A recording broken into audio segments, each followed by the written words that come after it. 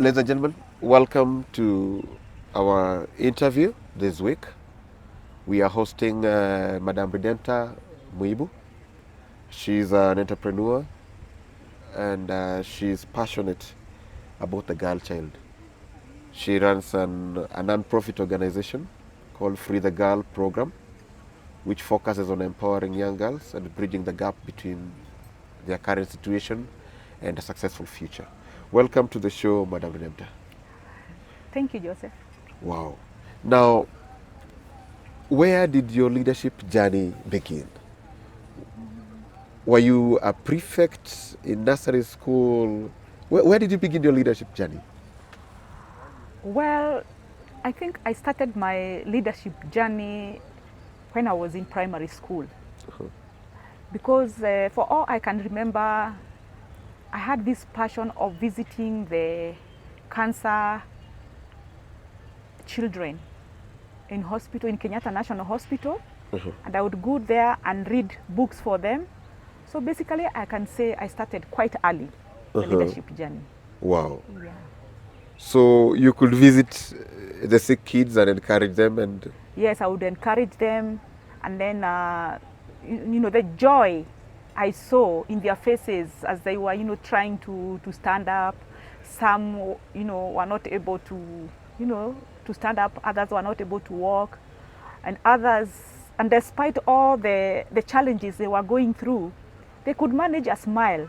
And when I was reading these books, storybooks to them, I could see the joy in their faces. Wow. And it gives me a lot of compassion, and I felt very fulfilled that what I was doing was the right thing. And it led to, even when I was in primary school, I was also very good in athletics. Wow. I used to represent my primary school in 100 meters. Short races. Short races and relay. And in the end, I would represent the Southern Division in the Nairobi National Stadium. Wow. That is the current Kasarani or Nyayo? Yes, I think it was, it was in Eastlands. Yeah. That should be Nyayo Stadium. No, not Nyayo Stadium. It was in Eastlands. The stadium was past Kariako. There. Wow. Yes. So many things have changed, eh? And then I also was a prefect. Wow. In my primary school. Yeah. Which primary school was this? It's called Dorarwa Primary School. It's in Nairobi County, close to Kawangware. Wow. Yeah. Many so people... basically I can say I'm a Kawangware girl. Yeah. So, many people look at you and maybe they think you are elite. You've been so privileged. So you were brought up in Kawangware. Oh, I came from very humble beginnings, very humble family. Went to Dorarwa Primary School. So that is where I started my journey. Yeah. So I'm just somebody from humble beginnings. So your journey with the young girls and the girls you are empowering today started way back. It started way back because actually I was also a girl guide in primary school. I started from a brownie and then I graduated to full girl guide. And I was actually the head of the girl guide association in my school and also in the Southern Division. And I remember I was also selected to go and represent the division in the Nairobi Agricultural Show. ASK, yeah. ASK, in the girl guide stand. Yeah. Yes. Wow, that's an excellent beginning. Now, so you learned a lot of discipline from being a girl guide. I learned a lot of discipline from being a girl guide. Maybe also what a lot of people don't know is that I love cooking a lot. And I drew also that from my primary school. We had home science class. One of your favorite classes? Yes, and it was one of my favorite classes where we were taught how to make drop scones, and also back stitch. I can make a dress just by using a Yeah. needle and stitching. Uh-huh. So yeah, Wow. So your journey with empowering girls started way back. yeah, it started way back because even when I was the prefect in my primary school, I used also to finish my homework quite early. So maybe the subject teachers would give me assignments to write on the blackboard for the other students, Wow. and I also practiced my handwriting then, and I was left in charge. You know. Wow. So I feel like I mentored a lot of girls also by the fact that I was representing the school in athletics. I was also a girl guide. Yeah. So I started mentoring the girls because there are so many people who looked up To you. a lot of students who looked up to me.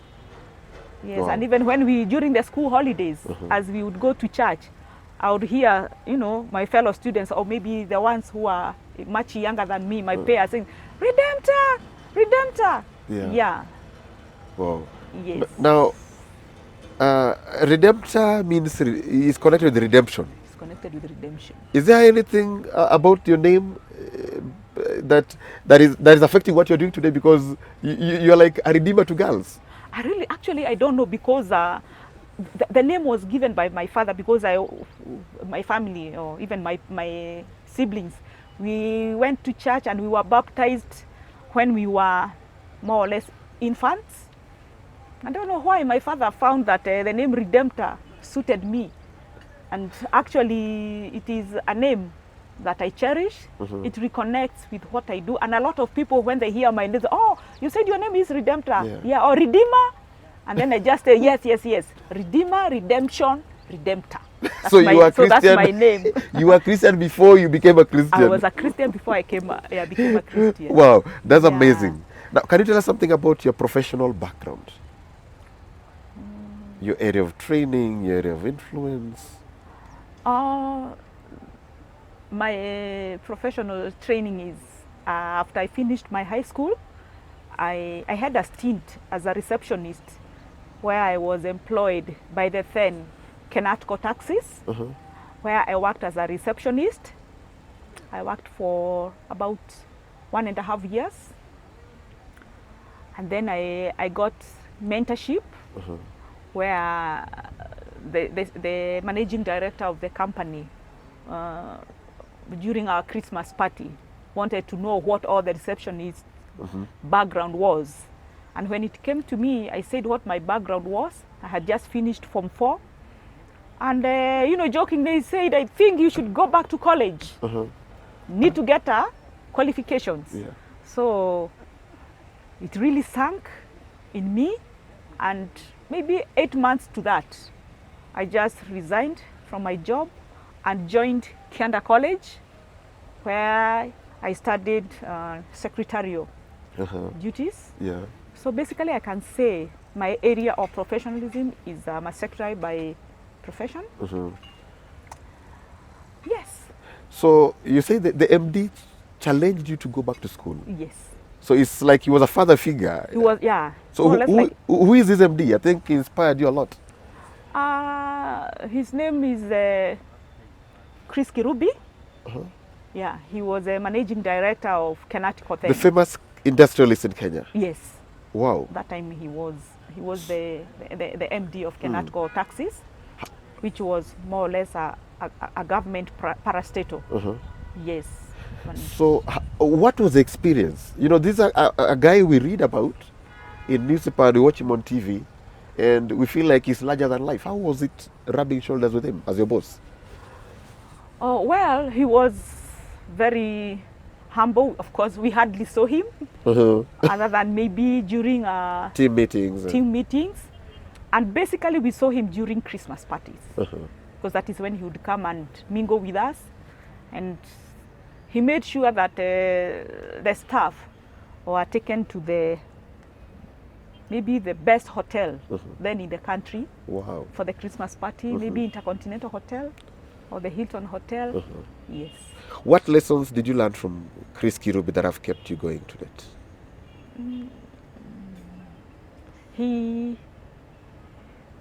Chris Kirubi is someone who valued excellence. He valued neatness. And he was very forthright, and he encouraged people to stand for what they believed in, and to be, what can I say, not to be comfortable in where they were, to always aim high. Yeah. It's, yeah. You are supposed to be dynamic as long as you are under him. Yeah, as long as you are under him, you are supposed to be dynamic. He valued quality. Yes. So you go back to college, you come back, resign. What next? Where did you go next? From college, I was employed by Kenya Golf Union, whose offices are in Mutaiga Golf Club, which Kenya Golf Union is the apex body that governs all golf clubs in Kenya. And actually, I'm the one who set up that office. Wow. There never existed an office per se. For Kenya Golf Union. Yeah, because the committee members used to meet maybe in offices or at the club until now. At time, they felt that because they were now going to run the national professional body, golfers association competitions, they thought it was right to have an office. Yeah. So actually, I'm the one who set up the Kenya Golf Union office. Wow. And I was the only employee. Yeah, so at the Kenya Golf Union, I was the first staff number. I was the first staff number of Kenya Golf Union. I was the secretary. I was the cleaner. In charge of administration and in everything. charge of administration. Wow. Yes. Now, Kenya Golf Union. Anytime golf is mentioned, we see big people. You know, who are some of the people you're rubbing shoulders with that you've never forgotten? Oh, the retired President Kibaki actually was the patron of Kenya Golf Union when I was there. So he's one of the, that time he was the vice president. Wow. Yeah, of the Republic of Kenya. And he was your boss. And he was my boss. So, yeah. And then also, I was also privileged to meet prominent people in government. Yeah, used to come and play golf there. People, I think I had an opportunity to see people, at very close range. Very close range. Also, people in blue chip companies. Yes. Top CEOs. Yeah, top CEOs. Now, what I believe it's humbling to work with such people, because ordinary people only read about them in newspapers and watch them on TV. What lessons did you learn being a lady from a humble beginning, serving the high and mighty? Oh, it was quite a good experience. And I used to say, oh, wow, these are the people I read in newspapers. People like the CEO of Royal Media. Wow, SK Macharia. Used to play there. Actually, he was the former President Kibaki's, playing buddy. Oh, that was his caddy. Yeah. Also, many people, many senior people, yeah. Wow. I think we are taking... People who used to work with the United Nations, the diplomatic corps. Yeah. Yeah. People like Solomon Karanja, who was the UN representative Habitat. Yes. So I think it contributed a lot to exposing you as a leader and exposing you to opportunities. Yes. Now I think we need to take a little break. Wow. Welcome back. Now, Madam Redempta, tell us something about Kianda College. I think it was a prestigious college at that time. Oh yes, Kianda College was quite a, I'm not going to say, maybe people view it as a prestigious college, but it is because of its ethics. You had to be someone who has good morals, which was really emphasized. Students were assigned a mentor or mentor who will work with you. They would want to know your background. They want to know what are your aspirations. Not only were you taught, academically, they also taught you about how to be a good member in society. That is the character. Yeah. Who is and someone who has got very good values morally. And so maybe the people who went through Kianda, I can say maybe 98% were very studious.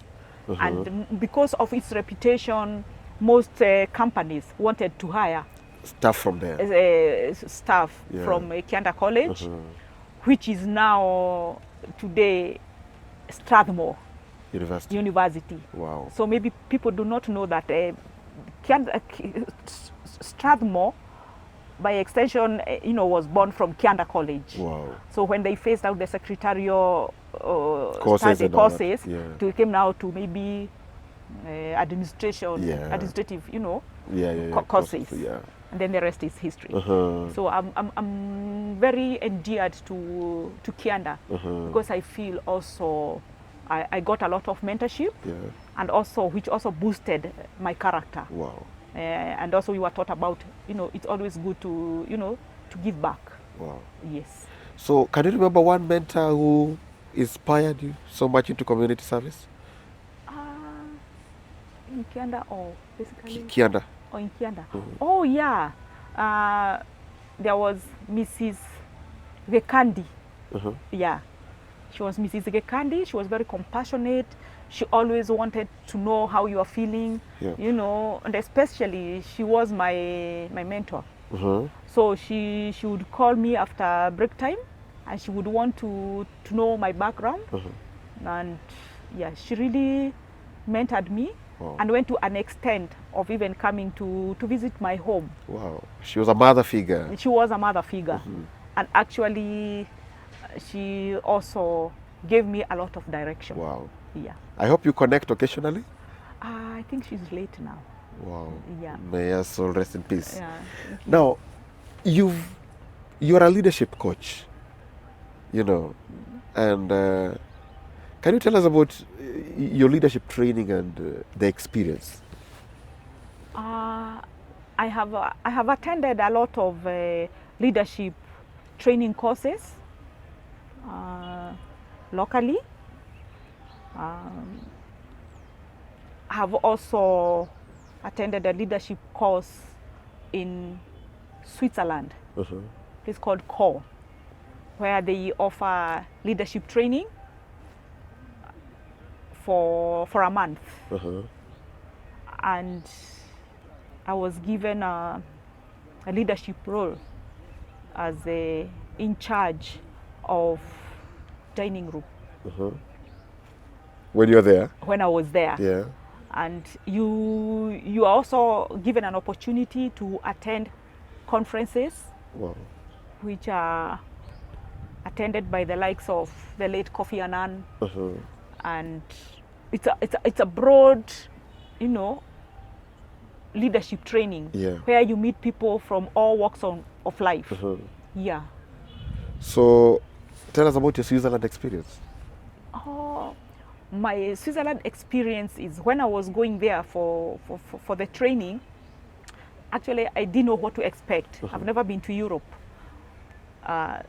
But the fraternity at CORE was very inspiring, because when I arrived at CORE, I found members waiting for me at the train station. Wow. At the exact time, holding a banner, "Welcome Redempta." Serious? Yes, and it's my first. So I learned that that is what, the hospitality level. Anybody who went to CORE for the first day, that is the reception they got. Wow. To be made, feel at home. Yeah. So the experience is like it's a home. I never felt. Maybe by the third day, I felt like I had been there for a long time, because there are people welcoming you, people showing you around, and it's quite a good experience. Yeah. How was it with the international student body? You know, do you have some peers you still remember who Oh influenced you? yes, I have peers. I still remember there is I made very good connection with a lady from Ukraine. Wow. Yes. That is Russia, old Yes, Russia. yes, yes, yes. Yeah. Yeah. Yes. She's called Maria. Wow. Yes, we connected so much and we shared so much because she's all the way from Ukraine. And when we were sitting down, she would say, "Oh, even my country, we do that." So Yeah. you really feel You are sharing cultures and you experiences. are sharing cultures. People from Morocco. Wow. Yeah, it was quite a good experience. We all ate together. Yeah. We had we would go for walks together. Wow. The Swiss Alps. We used to go and climb. Yeah. So, Wow. so I also got an opportunity to know so many areas. Wow. Yeah, in that part Of global interest. Yeah. Yes, yes. And then, what are some of the key takeaways or leadership lessons that you learned from COP? You are never too old to lead, and you are never too young to lead. And if I may mention that, because of the leadership courses, I was attending here, especially in my hometown, Nakuru. My daughter happened to visit CORE. And when she went there, she stayed there for a month. So when she came back, actually she's the one who inspired me to go to CORE. Because she told me, "Mom, you'll never be the same again. You need to experience You need to experience this, because the way you love, maybe quote unquote what she said, the way you love helping people, the way you love, seeing, that compassionate spirit in that you. compassionate spirit, if you go to CORE, it will come out. It will come the right out, way. and life will never be the same again. And I can attest to, yes, Things change. the conference or the training, staff manning the training, leadership were very inspiring, awesome, and they are able to get out that in you. I can say that is why I am here. The rest is history. Wow. Because I have always had this compassion and wanted to to lead, but I have never known how to go about it. But I can say by my CORE visit, attending that leadership training, it really gave me, it got that leadership. Rejuvenated you and it rejuvenated me, and now the training gave me real purpose. Wow. Yes. That's so good. and made me now even go back again the following year. Yeah. Yes. That's excellent. I hope one day we'll visit there. Now, you've been at the forefront of women in entrepreneurship. And I think at one time you are an official of the the Kenyan chapter of African Women Entrepreneurs. Can you tell us something about it? What do you understand? Okay. Yes, I've been a member since 1994 of East Africa Women's League, which is a charitable organization that basically deals with women and children. And what we do, we meet once a month, where we contribute tea. You can take a bring and buy. You can bring a dish, and then we share, and then we also pay for what we have brought. And then the money we raise, we support now children. We support like the Arab Moi Children's Home. We support the SCAN, which is Street Children Assistance Network of Akuru, where I happen to sit in the committee. Wow. I am also in the committee of Arab Moi Children's Home. Wow. And in the East Africa Women's League, I have been the branch chair twice. Currently, I am the councillor. Wow. I represent our branch in the national assemblies. Basically national meetings. I attend the AGM. And then I'm allowed to vote. So even currently, I am the councillor, Nakuru branch, East Africa Women's League. Wow. Yes. So you had been there